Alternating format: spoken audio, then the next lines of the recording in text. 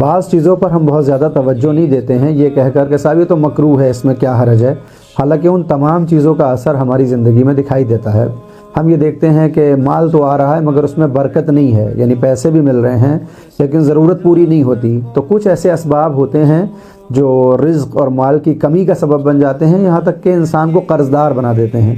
بہت سی ایسی چیزیں ہیں، میں 7 چیزیں بیان کر رہا ہوں، اگر ہم یہاں سے شروعات کریں تو انشاءاللہ پھر اللہ کی توفیق ہمیں حاصل ہوگی اور ہم ہر شے سے بچیں گے۔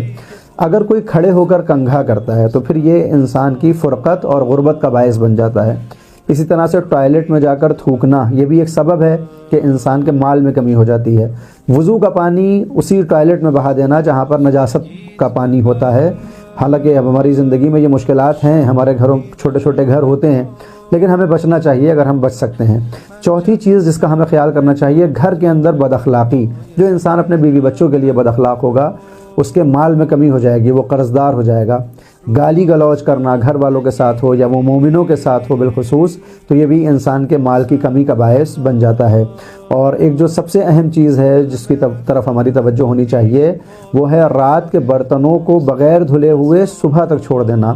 ہم رات کا کھانا دیر میں کھاتے ہیں اور وہ برتن یوں ہی پڑے رہتے ہیں، تو روایات میں آیا کہ یہ تنگی کو لے کر آتا ہے، اور اسی طرح سے حالت جنابت میں کچھ کھانا بھی انسان کے مال کو کم کر دیتا ہے۔